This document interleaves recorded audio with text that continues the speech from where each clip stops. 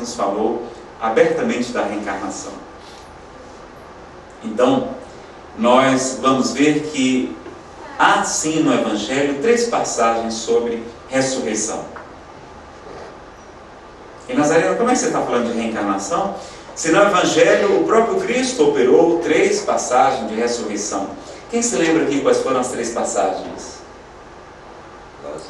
A filha de Jairo foi o primeiro, o filho da viúva de Naim e, por último, a ressurreição de Lázaro, a mais extraordinária de todas.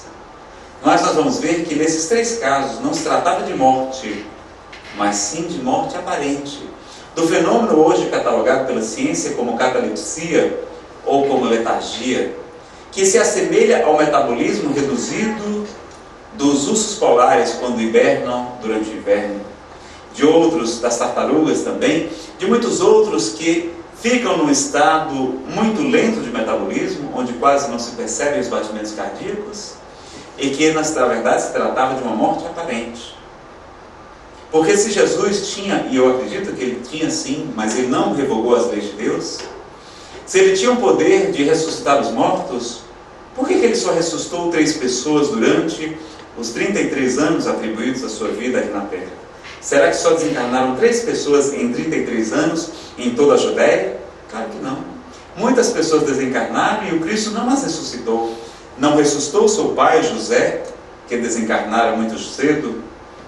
Não ressuscitou seu primo João Batista, que entre os nascidos de mulher, que era como Jesus dizia, daqueles que necessitavam reencarnar, os nascidos de mulher, era o maior de todos, mas ele era o Filho do Homem.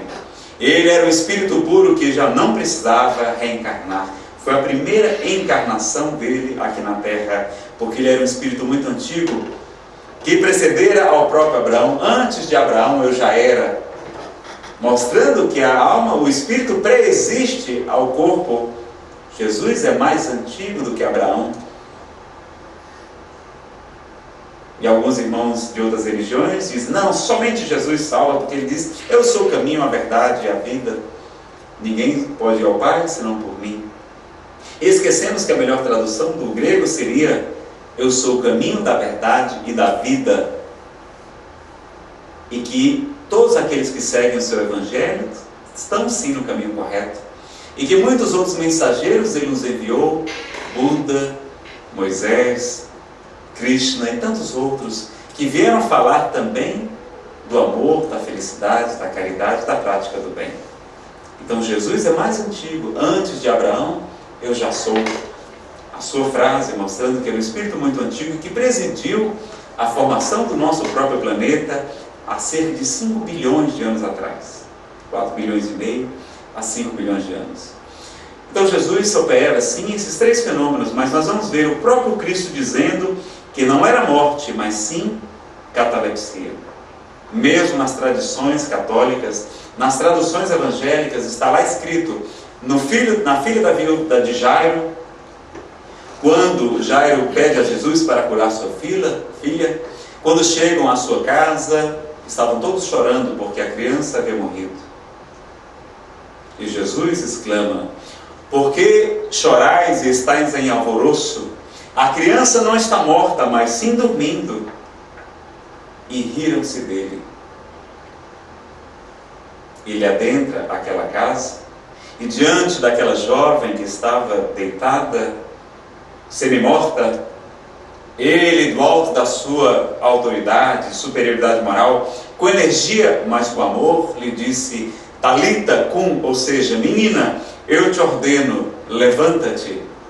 E ela levantou-se para a surpresa de todos. Mas ele disse, a criança não está morta, mas sim dormindo. Era um fenômeno de catalepsia. Na passagem do filho da viúva de Naim, nós não temos nos evangelhos sinóticos, esses 4 que chegaram às nossas tradições católicas e evangélicas, nós não temos nenhuma referência sobre a catalepsia. Mas na ressurreição de Lázaro nós também temos essa passagem. Jesus estava com os discípulos e chegam mensageiros da cidade de Betânia dizendo que Lázaro estava muito doente e pedem a Jesus que vá até lá. E Jesus não vai. Os apóstolos se entreolham porque ele era amigo de Lázaro. Mas Jesus continua a sua pregação e somente alguns dias depois decide dirigir-se a Betânia, dizendo aos apóstolos: nosso amigo Lázaro dorme, mas me vou para despertá-lo. E eles não compreendem. E seria muito difícil para Jesus explicar para aqueles homens simples, pescadores, o que era catalepsia, o que era letargia. Ele diz: Lázaro está morto, vamos até lá. E eles seguem com Jesus até a cidade de Betânia. Maria e Marta, irmãs de Lázaro, recebem Jesus e lhe reclamam: Senhor, por que chegaste somente agora? Se tivesse vindo antes, Lázaro não teria morrido. Marta exclama isso. Maria, ao contrário, se compadece. E Jesus lhe interroga: Maria, tu crês que eu sou o Filho do Homem, que vim trazer a mensagem da Boa Nova ao planeta? E ela diz: sim, Senhor, eu creio. Pois leva-me até o sepulcro. Foram até lá, e diante de toda a multidão, porque já fazia 3 dias que Lázaro havia morrido, era muito conhecido na cidade, muitas pessoas estavam ali, e diante da multidão, Jesus manda afastar a pedra onde estava o túmulo, e faz uma prece comovedora, dizendo: Pai, eu sei que tu sempre me ouves, mas permiti, Pai, que eu faça isso, para que a multidão creia em mim. E chora naquele momento, fremiu o seu espírito, e todos exclamam: ele amava Lázaro, veja. E ele exclama: Lázaro, sai para fora. E Lázaro surge, enfaixado ainda, para a surpresa de todos. As tradições bíblicas nos dizem que Lázaro já estava cheirando mal. E isso nós temos 3 explicações para isso. A primeira seria que o sepulcro havia sido utilizado por outros corpos e por isso já tinha um mau cheiro. Ou outros autores afirmam que doenças de pele eram muito comuns naquela época, as micoses e outras, muitas vezes até confundidas com a lepra. Nós não tínhamos a medicação que temos hoje. E que Lázaro possivelmente, junto com aquelas faixas, estava com algum problema de pele que exalando mau cheiro. Ou a própria explicação da ciência, dizendo que a catalepsia, o fenômeno da morte aparente, produz o início da putrefação dos corpos do corpo. As extremidades, as mãos, os pés, começam a roxear-se, exalando mau cheiro. A rigidez cadavérica já começa a tomar conta do corpo, e que por isso talvez Lázaro já estivesse com mau cheiro.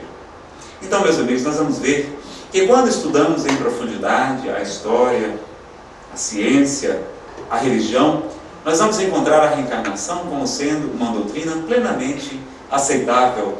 Como nos dizia Charles Richer, Prêmio Nobel de Fisiologia, o doutor, o pai das doutrinas do estudo, que deram origem à parapsicologia, à metapsíquica. Ele dizia que o que não é aceito em um século